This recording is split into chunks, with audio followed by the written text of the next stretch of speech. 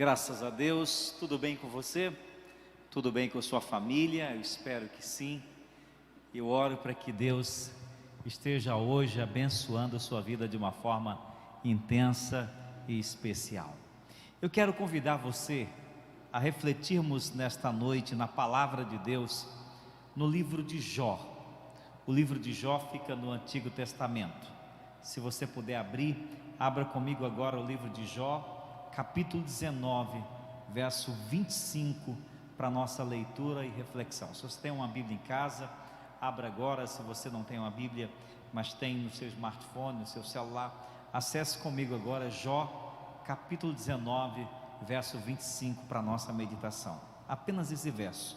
Diz assim: porque eu sei que o meu Redentor vive e por fim se levantará sobre a terra. Eu sei que o meu Redentor vive e por fim se levantará sobre a terra. As Escrituras têm assim uma infinidade de frases, de enunciados memoráveis, dignos de serem escritos em pedras preciosas, para que jamais se apaguem da nossa memória e da nossa lembrança. Por exemplo, quem nunca ouviu enunciados como esse: o Senhor é o meu pastor e nada me faltará? Quem nunca ouviu: aquele que habita no esconderijo do Altíssimo, à sombra do Onipotente descansará? Ou eu sou o caminho, a verdade e a vida, ninguém vem ao Pai senão por mim.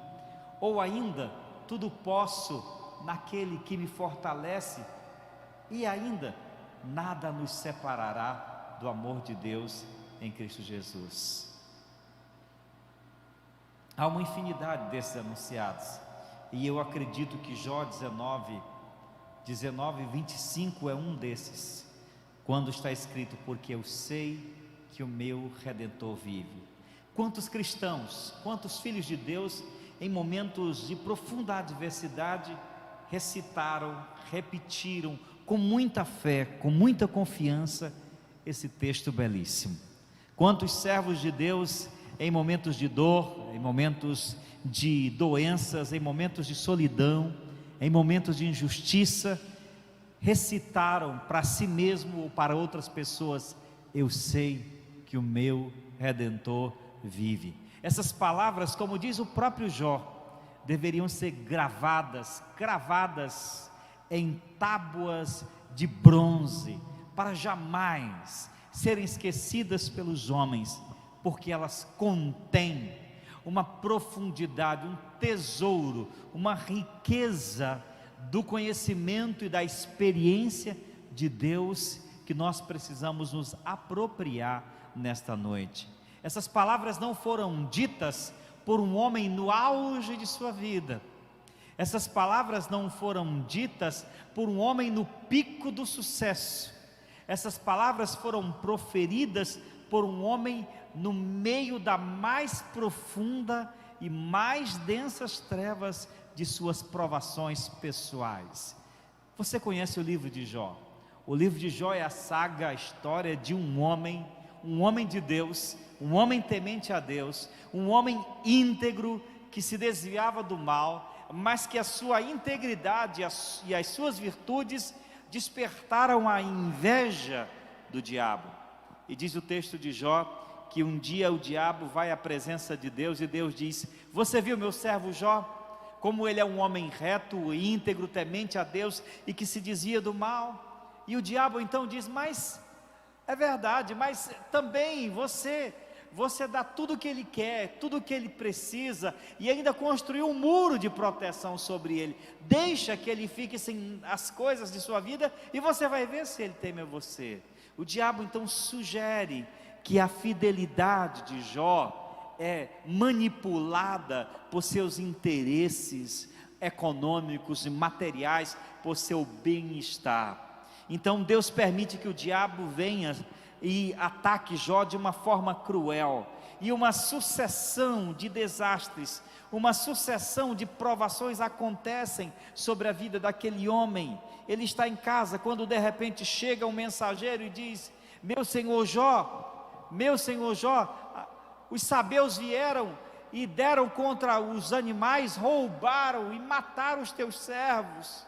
E depois outros vieram, olha, e outro bando de ladrões sabeus vieram e assaltaram-nos e tiraram tudo. E Jó foi perdendo materialmente tudo quanto possuía. Para completar, Jó ainda estava digerindo aquela sucessão de perdas materiais, quando um dos mensageiros chega até ele e diz: teus filhos estavam todos reunidos na casa do irmão mais velho, e de repente veio um vento do deserto e derrubou a casa sobre eles, e todos os teus filhos morreram, não escapou um sequer. Jó então, de uma hora para outra, perdeu todos os seus bens, perdeu sua família, diz, e ficou à beira daquele precipício. A sua esposa, abalada emocionalmente, abalada espiritualmente, chega para ele e disse: Jó, você ainda teme a Deus? Amaldiçoe Deus e morra, homem. Jó disse: nu eu vim do ventre da minha mãe, e nu voltarei. Deus me deu e Deus tomou, bendito seja o nome do Senhor. Aquela sucessão de adversidades que afligem, que atacam Jó, em hipótese alguma abalam a sua confiança no Senhor. Ele é um homem que de fato confia em Deus. Ele é um homem que de fato acredita na bondade de Deus. Ele é um homem que de fato crê na fidelidade de Deus, a despeito de todos aqueles problemas. Mas seus problemas ainda não acabaram, porque agora vieram 3 amigos, ou pseudos amigos, vieram para aconselhar Jó. Mas esses amigos, na verdade, não aconselhavam. Eles acusavam Jó de que aquela sucessão de perdas, aquela sucessão de problemas, aquilo tudo era castigo de Deus por conta de seus pecados. E Jó sondava seu coração e dizia: não, eu estou limpo, eu não vejo em que eu tenho pecado contra meu Deus, isso não pode ser manifestação da ira divina. Ele sondava o seu coração, ele sondava o seu interior, e não via causa, motivo da ira divina sobre ele. Ele não compreendia. Jó não tinha lido o livro de Jó para compreender que tudo aquilo que se passava com ele era uma prova, uma permissão divina.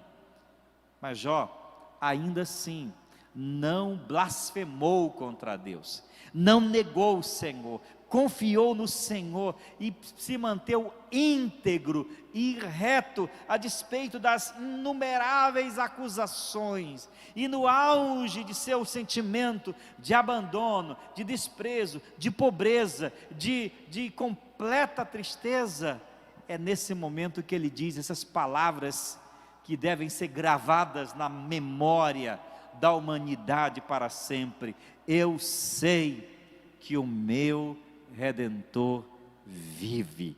Eu sei que o meu Redentor vive.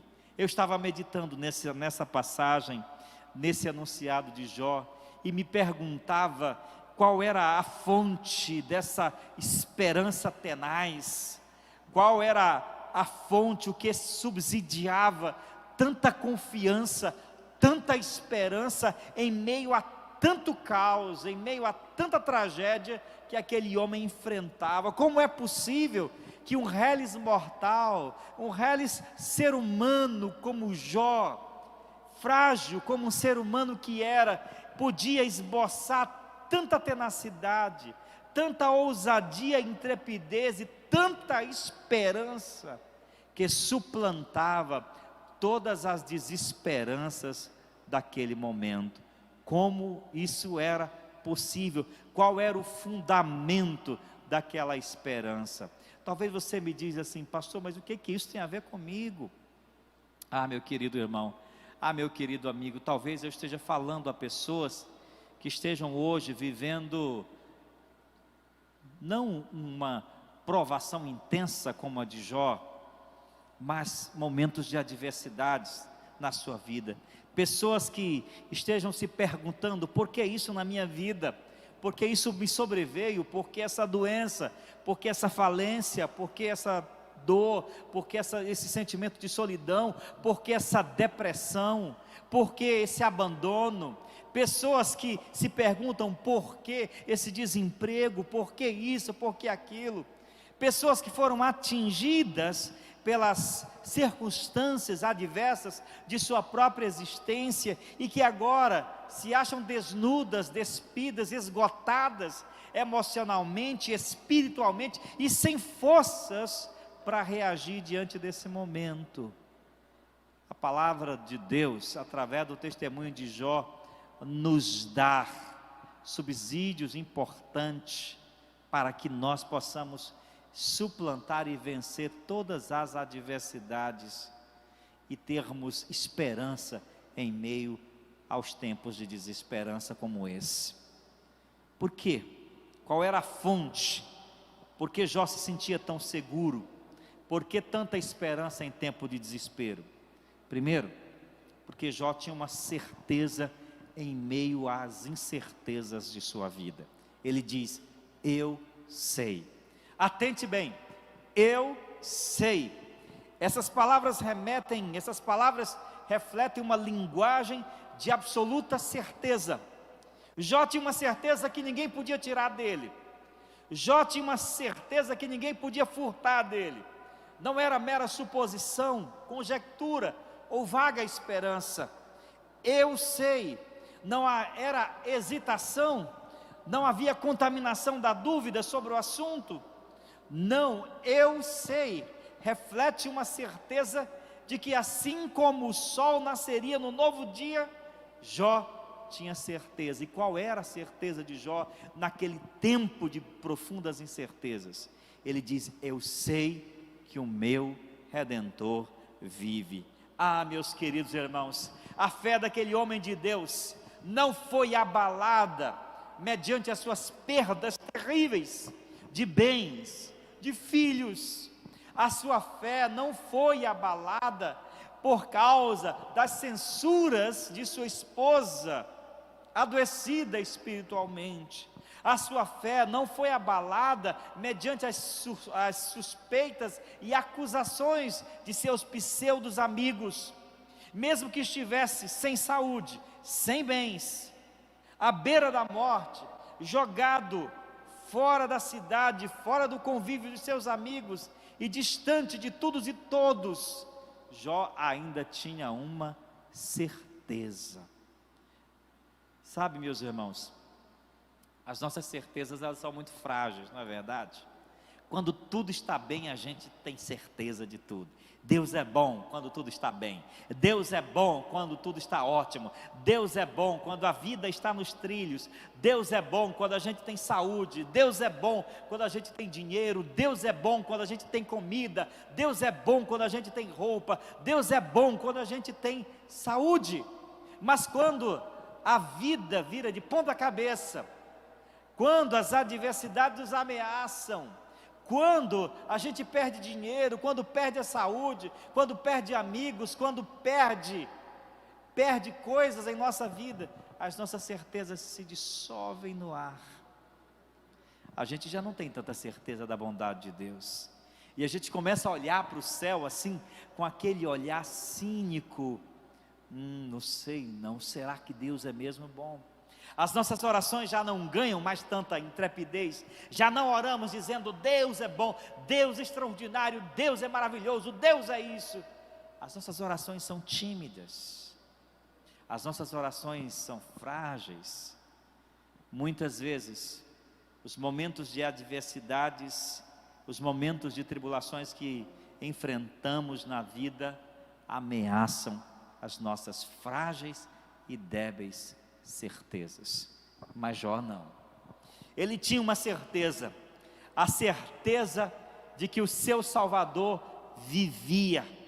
A sua fé lhe dava certeza, a sua fé lhe dava estabilidade espiritual, estabilidade emocional. As provas pelas quais enfrentava, pelas quais passava, não contaminaram o seu coração com a dúvida, com a descrença, com a incredulidade. As dificuldades não perturbaram a sua confiança no Redentor. Era um homem de fibra, embora não compreendesse nada do que acontecia, ele tinha uma certeza inabalável. Meu querido, meu amado irmão e irmã, quais são as suas certezas? Como você está hoje? Como está o seu coração em relação a Deus? O diabo achava que, implantando todas aquelas adversidades, o coração de Jó haveria de ser contaminado pelo cinismo, pela frieza, pela desconfiança. Como muitas vezes ele logra êxito ao implantar, ao trazer perturbações à nossa vida, onde nosso coração se enche de incertezas, as nossas orações perdem o vigor, a nossa vida espiritual entra num processo de esfriamento, e a gente vai aos poucos vivendo uma vida cristã no automático, sem vida, sem alegria, sem espiritualidade autêntica. Jó tinha uma certeza, e nós também podemos tê-la, a mesma certeza que Jó tinha, que permanecia, que fazia com que ele suplantasse todas aquelas adversidades, com esse espírito inabalável. A certeza de Jó é a mesma minha, é a mesma que você pode ter. O seu Redentor vive, ele não está morto, ele está entronizado, ele está glorificado. Os redentores da humanidade morreram, faleceram, foram sepultados. Maomé, Buda, Allan Kardec, os redentores da humanidade morreram, estão mortos, e suas vozes foram silenciadas no túmulo. Mas o Redentor do cristão, do Filho de Deus, venceu a morte, está assentado à direita de Deus Pai Todo-Poderoso, e pronto todos os dias para ouvir a minha oração, a sua oração, o nosso clamor nos tempos de adversidade. Diga amém. Louvado seja Deus. Não permita que tempos difíceis ameacem suas certezas, porque as suas certezas não estão fundamentadas no seu intelecto, não estão fundamentadas nas suas meras crenças religiosas. As suas certezas estão fincadas na cruz do Calvário. O seu Redentor vive, e ele vivendo intercede por nós, e ele morreu na cruz para se tornar o nosso amigo mais chegado do que um irmão. Jó podia dizer: o meu Redentor vive. Ele tinha certezas no tempo de incertezas. Em segundo lugar, Jó também possuía um amigo verdadeiro em face de seus amigos falsos, ou de seus falsos amigos. Jó, vivendo todo aquele drama, tendo perdido os bens, tendo perdido a família, tendo perdido a própria saúde, debaixo de um pé de árvore fora da cidade, ele coberto com aquelas chagas, com aquelas feridas purulentas que cobriam todo o seu corpo, com um caco de telha, se coçava, naquele quadro deprimente de angústia, de dor, de solidão, de tristeza. Vêm os seus amigos, eles sentam-se ao redor dele, e passam ali 3 dias em silêncio. Era melhor que tivessem ficado para sempre em silêncio, mas quando irromperam o silêncio, começaram a condená-lo, começaram a procurar persuadi-lo de que ele era o culpado de tudo aquilo, de que de fato ele estava recebendo aquilo que tinha feito. Jó deveria ter feito mal para ter recebido mal. Eles acreditavam na chamada da teologia da retribuição, que Deus nos trata exatamente como merecemos. Eles não compreendiam que a graça de Deus é maior do que as nossas próprias culpas, que se Deus nos tratasse conforme os nossos merecimentos, a Bíblia diz que seríamos consumidos, porque as misericórdias do Senhor são a causa de não sermos consumidos por sua ira. Jó tinha 3 falsos amigos que não lhe ajudaram. Não sei por que nos nossos momentos de mais intensas dificuldades, os amigos faltam. Não é que eles não estejam presentes, às vezes eles até estão presentes, mas às vezes não ajudam, não conseguem ajudar, não tem recursos para ajudar, não tem palavras para ajudar, não tem presença para ajudar. Era exatamente naquele momento que os amigos de Jó se mostraram falsos, porque não compreendiam a natureza de seu caráter. Mas Jó tinha um outro amigo, que não eram aqueles 3. Jó tinha um amigo no trono da graça, seu amigo, o Redentor estava vivo. A palavra Redentor no hebraico aqui é a palavra Goel, que significa Redentor, libertador, protetor, justificador, vindicador. É uma palavra usada apenas em 3 ocasiões e para 3 pessoas. Primeiramente é usado para Deus, Ele é o Redentor de Israel, é aquele que redimiu o seu povo da escravidão do Egito, e aquele que redimiu o seu povo do cativeiro babilônico. É usado para Jesus no Novo Testamento, o Redentor da igreja, o Redentor do povo de Deus. E no Antigo Testamento é usado para um parente, um resgatador, como Boaz. Boaz foi o Redentor, foi o Goel da família de Noemi, quando a resgata da pobreza, dando a ela a possibilidade de reconstruir a sua vida e se tornar avó e dar continuidade à posteridade de seu marido. Ele é o resgatador. Jesus é o nosso Goel, irmãos. Jesus é o nosso Redentor, o defensor, aquele que nos redime do mal, aquele que nos resgata das trevas, aquele que nos tira do lamaçal do pecado, e aquele que nos acolhe de fato, acolhe de verdade, em nossos momentos de tribulação. Só Ele sabe nos acolher nesses momentos, porque Ele não nos julga, Ele não nos condena, Ele não nos censura. Pior do que você enfrentar momentos de adversidade, ainda é ter que enfrentar o olhar condenador, julgador, execrador dos outros. Quando as pessoas olham para você e dizem, fulano está vivendo isso, bem feito, ele deve merecer, Deus deve estar descarregando sua ira sobre ele. Amigos que muitas vezes nessas horas se colocam no lugar de juiz, quando na verdade deviam estar ao nosso lado. Mas Jesus não faz isso. Jesus, em nossos momentos de dor, de dificuldade, de aflição, Ele se coloca ao nosso lado. Ele é o nosso advogado, o advocatus, o chamado a estar junto conosco, o paráclito, aquele que foi chamado para estar ao nosso lado nesses momentos de aflição. Ele não é apenas nosso Salvador, nosso Senhor, é nosso amigo e parente chegado. João 15,15 diz assim: eu não chamo mais vocês de servos, pois o servo não sabe o que o seu Senhor faz, mas chamo vocês de amigos, pois tenho dito a vocês tudo o que ouvi do meu Pai.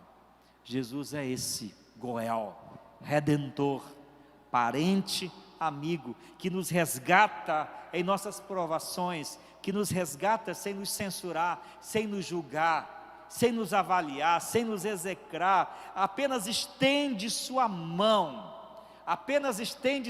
de bondade para nos tirar do poço de sofrimento no qual nos metemos, muitas vezes por conta de fato dos nossos próprios erros, mas muitas vezes por vicissitudes da nossa existência. Por isso, querido irmão, Jó podia dizer com tanta intrepidez: meu Redentor vive, porque eu tenho um parente, eu tenho um amigo, eu tenho um Redentor, um Goel no trono da graça, que é um amigo mais chegado do que o irmão, que não me censura, não me condena, não me julga, não me execra, me acolhe, me abraça. Jesus, olhando as multidões, diz o Evangelho de Mateus, e quando ele viu aquelas pessoas aflitas e angustiadas, diz o texto que Jesus olhou para elas e as via como ovelhas que não têm pastor. Aquela multidão não era composta de gente santa, é gente pecadora, gente de todo tipo, mas antes de serem pecadora, eram seres humanos, dignos de piedade, de compaixão, de misericórdia. Jó, os amigos de Jó deviam ter prestado o serviço da solidariedade, de ter chegado até ele, terem chegado e dito a ele: Jó, não sabemos o porquê você está sofrendo, mas estamos aqui ao seu lado, estamos aqui para passar esse vale com você, que afinal de contas, quando nós enfrentamos vales, e é tão difícil enfrentar dificuldades, aflições sozinhos, precisamos sempre de amigos. E nessas horas é que os amigos falham, você e eu podemos sempre contar com o nosso Goel, o Redentor. Ele entende a nossa dor, Ele entende as nossas aflições. Nós podemos recorrer quando todos, mesmo que todos não nos entendam, Ele nos entenderá. Em último lugar, Jó tinha toda essa certeza, essa segurança inabalável, porque ele tinha uma riqueza no meio de toda a sua pobreza. É paradoxal, mas isso é verdade. Ele perdeu tudo, seus bens foram espoliados, seus filhos foram mortos, sua saúde foi destruída, mas ele tinha uma riqueza, um tesouro, uma herança, filhos e filhas. Mas eu tenho Deus. Eu não tenho mais saúde, mas eu tenho Deus. A verdadeira riqueza daquele homem, em meio à sua extrema e absoluta pobreza, era seu Deus. Sua vida, aliás, a única coisa que possuía naquele momento, estava nas mãos de Deus. Ele era seu protetor, sua esperança na vida e na morte. Deus era seu Deus. Ninguém pode falar de Deus sem antes dizer meu Deus. Como o salmista dizia: o Senhor é meu pastor. Ele era o pastor do Davi. Ele é seu pastor, ele é seu Deus. Jó tinha perdido tudo. Mas tinha mantido a maior de todas as suas riquezas: Deus. Um homem pode ter tudo no mundo, mas ainda assim pode ser o homem mais pobre, mais miserável, mais indigente do universo, se mesmo tendo tudo, não tiver Jesus no seu coração. Jesus disse mais ou menos isso quando afirmou que ganhará o homem, o que dará o homem em troca da sua alma. Um homem pode ganhar o mundo inteiro, o que ganhará um homem se ganhar o mundo inteiro e perder a sua alma? Ele está dizendo o seguinte, que alguém pode ter tudo nessa existência e ir para a eternidade como o mais pobre, mais indigente de todos os seres humanos, porque não tinha Deus e Jesus no coração. O apóstolo Paulo nos diz que nem altura, nem profundidade, nem qualquer outra criatura poderá nos separar do amor de Deus que está em Cristo Jesus. Aí ele diz, nosso Senhor. Em Filipenses 4,19 ele diz, o meu Deus.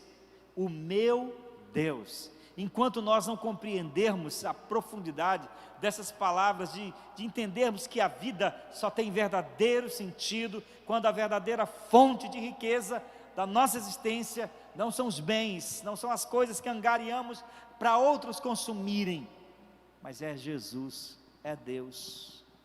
Só Ele se constitui a verdadeira riqueza de uma pessoa. Não me diga o que você tem na conta no banco, não me diga suas ações, sobre suas ações na bolsa de valores, sobre os bens que você possui, mas me fale do Deus que você carrega em seu coração, se Jesus for o seu Senhor, se você o amar com toda a força da sua alma, dos seus pensamentos, do seu ser, do seu coração, para mim, você é o homem mais rico, mais abastado de toda a terra. O que é que você tem nesta vida? Talvez você diga assim: pastor, eu não tenho nada materialmente falando, eu não tenho nada, eu não tenho bens, eu só tenho a vida. Mas enquanto você não tiver Deus, você ainda não será o homem mais rico do mundo. A pessoa mais bem-aventurada da terra é aquela que pode dizer: o meu Redentor. Ele já é o seu Redentor pessoal. Você já o confessou como seu Senhor e Salvador. Você o ama com todo o seu coração. Ele era o Redentor de Jó. Ele diz ainda assim: ainda que o meu corpo seja transformado pela corrupção, eu sei que ainda assim eu verei a Deus. Ele tinha uma esperança, a sua esperança era de que ele ainda testemunharia a manifestação da graça do seu Deus. E ele viu, você e eu sabemos o que aconteceu. Jó se manteve fiel, e pela bendita providência divina, Deus restituiu tudo, o dobro na vida de Jó. E Jó teve mais do que um dia havia tido, porque confiou no Senhor, porque Deus era a sua maior e a sua verdadeira riqueza. Eu quero encerrar essa reflexão dizendo que, apesar de atravessar um vale escuro como a morte, aquele homem age como um intrépido vencedor. Sua fronte está erguida, ele não está cabisbaixo, derrotado por aquelas adversidades. Sua fronte está erguida olhando para o céu, sua esperança está renovada, a sua fé permanece inabalável, porque ele tem uma certeza, em meio a todas aquelas incertezas daqueles dias: meu Redentor vive. Você pode também ter essa certeza, em meio a esse tempo de incertezas financeiras, incertezas de tantas doenças, de desemprego. Você também pode ter a certeza, o seu Redentor está do seu lado, meu irmão. O seu Redentor está com você. O seu Redentor vai te sustentar em qualquer situação. Ele vai te guiar, Ele vai cuidar de você. Tenha essa certeza inabalável. Não se deixe abater, não se deixe afugentar. Não permita que suas certezas sejam amarguradas, corrompidas pelas incertezas da vida. Eu sei, meu Redentor vive. Jó tem um amigo verdadeiro no céu. Jó tem um amigo assentado no trono de Deus. Ele se levantará sobre a terra, e depois que o meu corpo tiver sido decomposto, diz Jó, ainda assim em meu corpo verei a Deus. Eu verei por mim mesmo, sim, eu verei com meus próprios olhos. Meu coração muito anseia por esse dia, dizia o patriarca. Sim, você também tem esse amigo no céu, esse amigo que está à sua disposição 24 horas por dia, apenas a um passo da sua oração. Sim, Jó tinha uma riqueza em meio à sua pobreza. Ele tinha Cristo, ele tinha Deus, o meu Redentor. Você também tem. Não se lamente pelas perdas do salário, perdas materiais, não se lamente por isso. Se o mundo tira, Deus dá um dobro. Se as adversidades roubam de você, Deus vai multiplicar a sua graça sobre a sua vida. Não se lamente, não baixe a cabeça, não se afugente. Confia no Senhor e vá em frente e diga: a última palavra vem de Deus. Nada termina enquanto Deus não põe um ponto final. Enquanto Deus estiver no trono, Ele reina, e a minha vida está segura nas mãos de Deus. Sim, a última palavra vem de Deus. para a minha vida e para a sua vida também. Você crê nisso? Eu creio. E eu gostaria de orar por você. Você que talvez esteja hoje vivendo esse momento de angústia, tristeza, aflição, medo, eu quero orar por você. Pai, Deus de infinita graça e suprema bondade, aqui estamos na Tua presença nesta noite, mais uma vez, te dando, reconhecendo Tua glória em nossa vida, te tributando louvores por tudo que és. Obrigado, Senhor, pela Tua palavra que é fonte de cura, de tenacidade, de vigor espiritual, que nos ajuda a vencer as intempéries de nossa existência. Pai, eu oro pela vida do meu irmão, da minha irmã, desta pessoa querida que neste momento talvez esteja vivendo momentos de profundas incertezas, talvez esteja vivendo momentos de injustiças, momentos de solidão, de desamparo, de pobreza. Ó Deus, eu tenho certeza que o Senhor está presente e estará cuidando do teu filho, da tua filha, porque sempre, sim, Senhor, sempre a última palavra vem do Senhor, e é o Senhor quem governa a nossa existência. E quando o mundo nos tira algo, o Senhor nos restitui, o Senhor nos dá o mais do que merecemos, o Senhor nos dá o dobro de tudo aquilo que nos foi tomado. É por isso que nós podemos nos alegrar e enfrentar, seja o que for, com esperança, porque o meu Redentor vive. Glorificado seja Ele para sempre. Amém. Deus abençoe você. Deus abençoe sua vida.